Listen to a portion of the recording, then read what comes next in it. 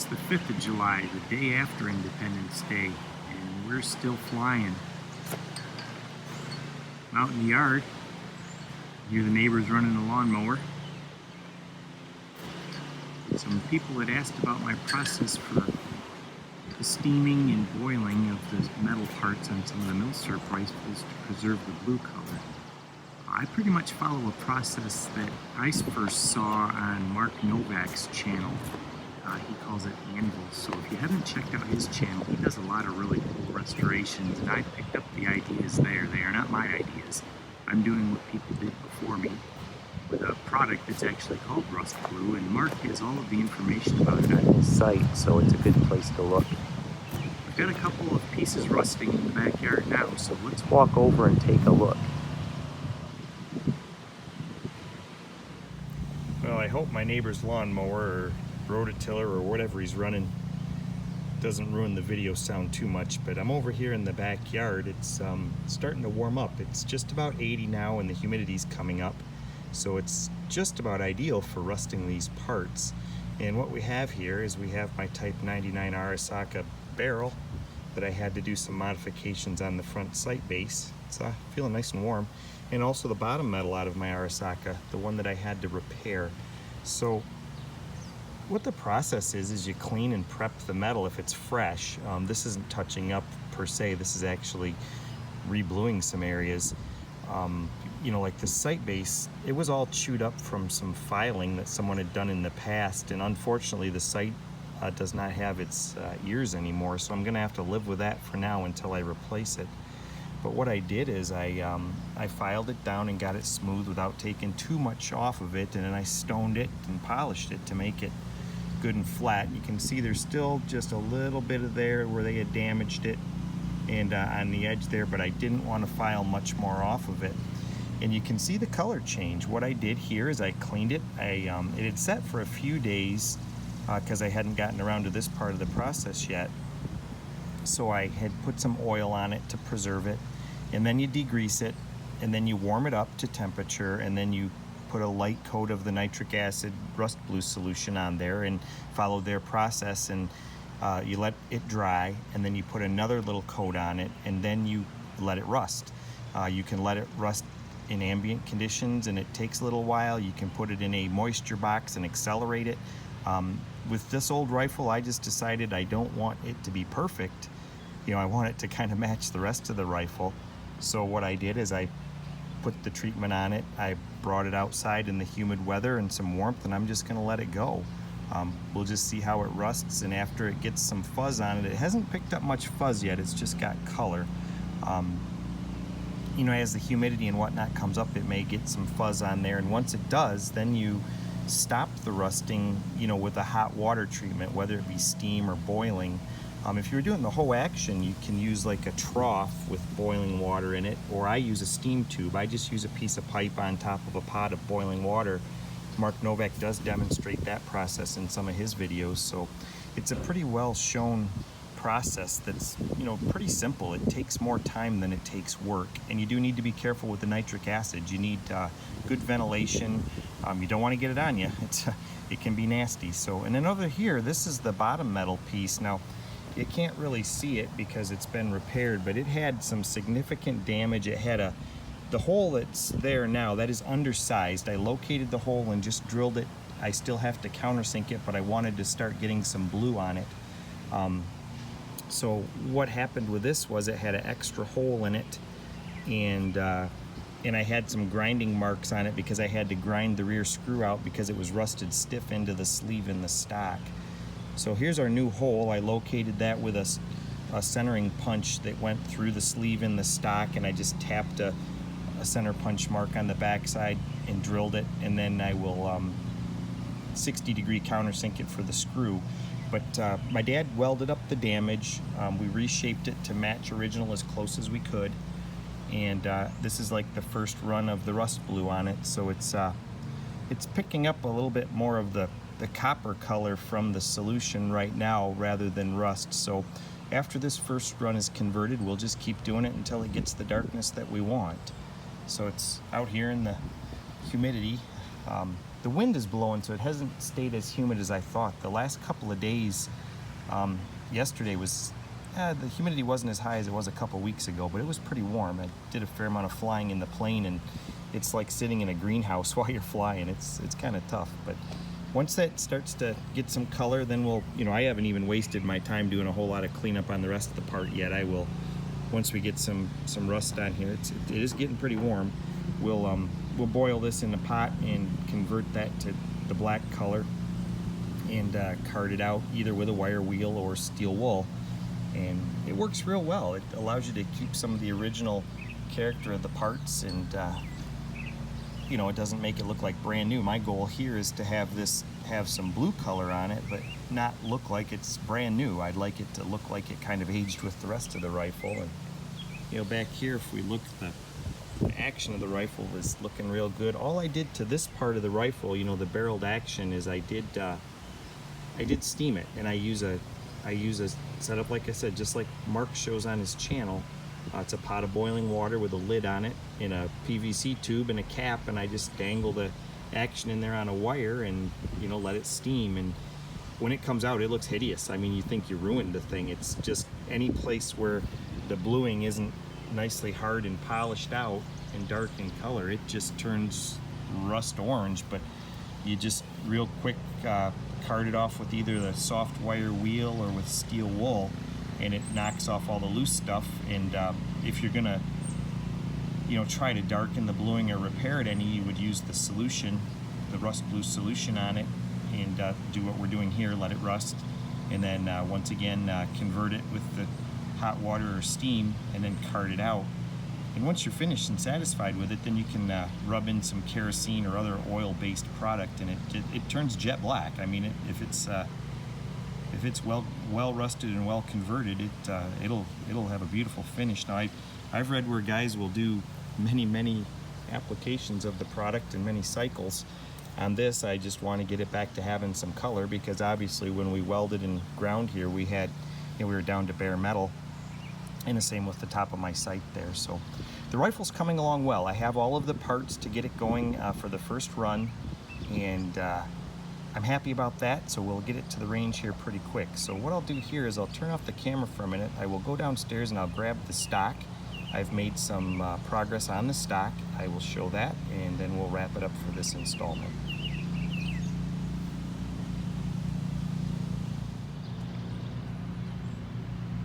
So here's the Type 99 stock. I showed in the previous video that I had done a little bit of tapering at the wrist area to get rid of the carvings that have been performed on the stock. So I've tried to work on blending the color. You can see that I do have a little bit of lightness still there in the wrist area. However, it's roughly in tone with what's up towards the front in the finger groove area. I used a variety of mixtures of different colors of old stain. What I do is when I'm at garage sales or when the neighbors are throwing stuff out, if there's old cans of stain or whatnot, I'll grab them. And sometimes they're kind of pasty and nasty, but what I do is I just use them for color, and I mix them in with other things and just try to make a blend to get something to match. So this one, I ended up taking lacquer thinner, and I degreased and de-waxed the stock, and then I went over it in any area that was light that I wanted to bring back to the original color. I had planned to use Minwax tung oil finish like I use on many of these projects. It's it's a tung oil based finish, but it does have some polymers, so it sets and polymerizes and hardens much quicker than just regular tung oil or linseed oil or boiled linseed oil. So it's much easier to work with, and it it seals up well against moisture. So I like the product. I typically hand rub it. I just rub it in with my fingers, and on a stock that's new and or been sanded and refinished, I'm pretty aggressive with how I rub it in. I like to thin the product a little bit and rub it in by hand, and I'll do real small circles with my finger and build the heat up and work it right into the stock. Now this one, it wasn't so much that way. I mostly just wanted to get a little bit of something on it to seal it up and to get the color to where I wanted it. So on the wrist there, what I ended up doing is I took a couple of cans of old stain, One was very much on the black side and one was very much on the red side, and I just take a little bit of the pigment out of the bottom of the can and I take a small portion of that Minwax tung oil finish and I just mix it together and basically color the Minwax tung oil finish. And you can see it's starting to fill in a little darker there, and I couldn't quite get it, so I actually went after it with some black. I took some black pigment that was actually paint pigment and mixed it in and kind of just lightly laid it on the surface and rubbed it in to try to get it into some of the areas to darken it up a little bit. So this side over here is closer, but you can see that where I didn't take as much of the old off the back of the stock, where it's still really dark back there, I'm still a little bit too much on the light side. I got the red to where it needs to be, but it still could use a little bit of black. But I think what I'm gonna do is this has got a few days of hardening on it, so it's pretty cured. I think what I'm going to do is continue to let it cure, and then I'll see what happens, because as I handle the rifle, it will pick up some darkness in that area from holding it, and we'll see. Wax will help too. Right now the stock is too shiny, so and you can see where I put the tung oil finish on the handguard. The handguard had become very black, so I reddened it up a little bit to try to get it as close as I could to this area of the stock, but you can see it's too shiny. So what I will do is, after this cures real well, I'll very gently go over it with some fine steel wool just to knock the luster off of it, and it'll come right back and it'll look great. But the stock is in good shape, other than where I had to work on it, where it was messed up. But it is coming around. I think I can live with it. From a distance you won't even know. There is a little bit of remnants of where they had carved on it. And the other challenge I have with the stock is that they had put these 2 extra holes in the back. I'm pretty sure they had screwed a butt pad on this at some point and had that leather wrap around it. This hole I think is still going to work okay, but these other 3 holes don't belong there. Only that large hole at the bottom belongs there. The others are all things that shouldn't be there at all, and I'm guessing that they had screwed a butt pad on this and put that leather wrap on it. But in that bottom area of the stock where it was a little dry, it came back fine. I rubbed some, I just kept rubbing the tung oil in it until it kind of firmed it up, and I think it's going to be okay. I did purchase a replacement steel butt cap for the rifle, but I don't think I'm going to use it. I think I'm going to use the original one and just live with it. It fits better. Obviously, whatever time this stock was manufactured was at the same time that the original cap was manufactured, and it just fits better. I could do some work on the back of the stock here and get the undamaged cap to fit on it, but I'm just not going to worry about it. What I will have is I will have an extra hole in the steel butt cap, because they had put a hole in it for one of these screws here. I think it's the top one, but I think I'm just going to live with it. I can later, if I choose to, I could have my dad weld that hole up and fix it like I fixed that floor plate, but I don't think I'm going to worry about it. I think I'm just going to shoot it. I'm getting anxious to get this thing out to the range. So earlier this morning I boiled all of the steel parts that were left to clean up. We'll start working on the steel wool and carding of those parts just to knock any converted rust back off them and get things darkened up, and start putting it back together and thinking about shooting the doggone thing, because that's really the goal. But like I showed in the other videos, everything inside of it, the assembly numbers, I believe they're the assembly numbers, they match. There's the 831 on the inside of the handguard, and I had already shown the 831 on the inside of the stock, and you can see that in the light outside. But I'll tell you, it's gonna get hotter today. It's probably just over 80. I'm in the shade under the big, I'm under this big maple tree in my backyard, so it's not bad right now, but the sun is trying to cook through there, and luckily we've got a breeze. It's forecast to be 90, 92 today, and we get some humidity. I don't think it's quite like down south, but it gets kind of sticky some days. But anyway, that's where we're at on the Arisaka Type 99. Been enjoying some time off for the Independence Day holiday. I did a fair amount of flying with friends. I flew up to the Silver Lake area to see my dad and see the parents up there. They have some friends that have a cabin up that way, and really nice place, and they spend a lot of time on the dunes.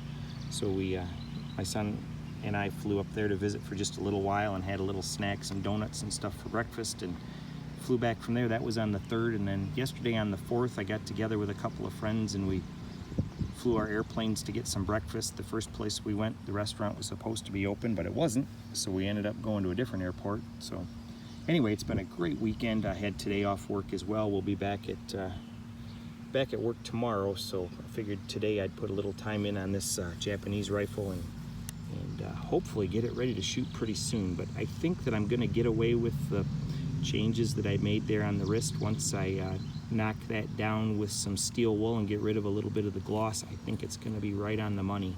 So maybe I'll leave this out here in the sun, and this, like I said, this tung oil finish, it's got several days on it downstairs, but the sun will definitely wrap up any polymerization that's left to do on it, and then we'll just knock the sheen off it, and I think it's gonna be okay. So that's all I got for you on the Arisaka update for today. Thanks everyone for the interest in the rifle. We'll keep working on it. I know a couple people have said that they'd like to see more of the steaming and boiling and rust blue process. I'm still learning that. Maybe once I get it mastered, I'll show you guys a little bit more. So far I'm just doing touch-up work. I've never done a full action or anything like that. So I highly recommend Mark Novak's channel, Anvil he calls it, and he does a lot of work with the Sea and Arsenal people there, Othias and May. So check those channels out. I don't know those people, but I do enjoy their work, and I don't have any problem at all recommending that you take a look, because they I'll have a lot of great information, and Mark shows some interesting projects on restorations of rifles, not unlike this one. He actually has a Arisaka project that he did not that long ago, so it will look very similar to this rifle. So hey, it was a great Independence Day holiday. Did real well with the Let Freedom ring. And like I said, it's the 5th of July and that flag is still flying. Let's not ever let it come down.